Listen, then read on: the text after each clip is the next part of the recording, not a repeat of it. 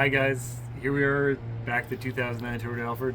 We're going to take out the third row seats, show you how to do that today. It's really warming up here, so I want to get this thing ready to go to put mountain bikes in it. So we're going to get these seats out. So, flip her down. First thing we have to do is I've got to take this lever cover off, and I'll show you how to do that. I'll come around, I'll get in there. My assistant will help me. If he comes up, here, actually just pass me this. And you gotta get in there.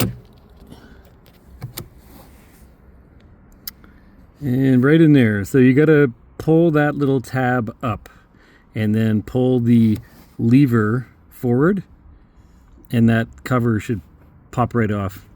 And I'll show you why that is in a second here. Okay. So I'll go in there and then I'll show you the why after. Once we get it off, you can really see why. Gotta wedge that in there. I found a flathead works really well. Pop that off. There we go. And so if you look at that, so I just had to lift this tab up right there, that tab. I had to kind of just pull it up a bit because you have to get around, if you can see it, this little, right there. Back up a bit. Right there, this little kind of knob sticking out there. So we had to get past that. So here we go, that's step one. Okay, now we gotta flip the seat up. Again, you gotta have the arrows line up as they showed you in the video how to flip the seat up. So we just head over here. Up she goes. I'll click it into place.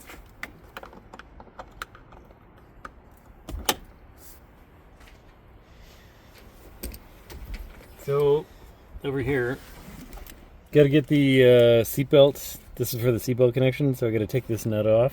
That's a 14 millimeter, so I'll do that here, and I'll be able to pull the seatbelt out and away and get it out of the way. And then I'm going to put this nut back on, and you'll see why later. It just kind of holds the seat in place for afterward, before I had to get the other nuts. So really there's only two 14 millimeter nuts, and this is the first one to go, but once I get the seatbelt off, it'll go back on.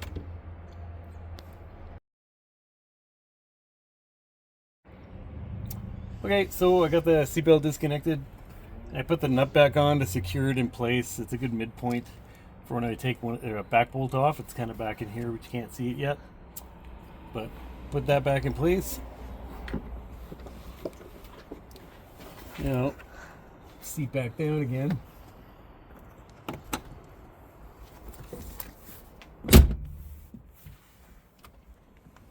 Let's pull this all the way back. Get in here.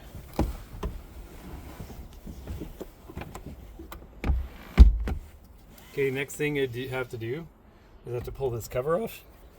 It's just held on with clips, so I just found this little, which is for my mountain bike brakes. And I'm going to pop this cover off. It comes off pretty easily.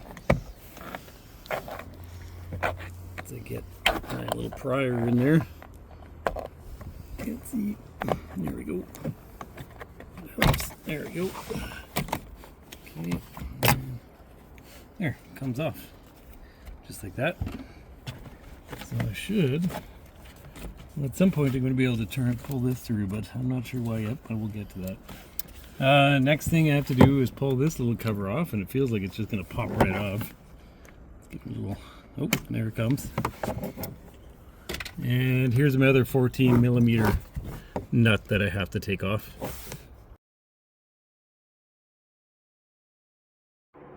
Okay, now I'm just gonna flip the seat back all the way, and we're gonna go up. So it should still be held in place by that one nut. So here we go back up. I should be able to pull this. Oh yeah, there goes the seat belt. Get them out of there. And so just got the seat belt out of the way. And I'll go up. Take this nut off again, the one that I put back on. If you don't do it this way, the seat becomes pretty unmanageable. Flops around a lot. See if I can even get it in there now with that. Oh yeah, there we go. Into place. I'll get this other one off.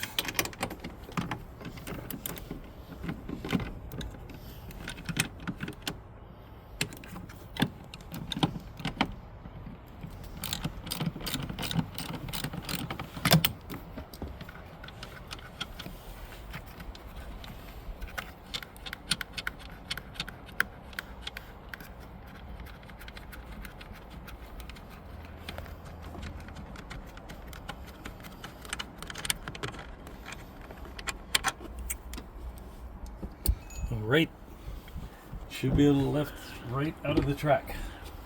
Let's see what happens. If we did this right, it should hop right up. Ta-da! And there we go. Third row seat is out.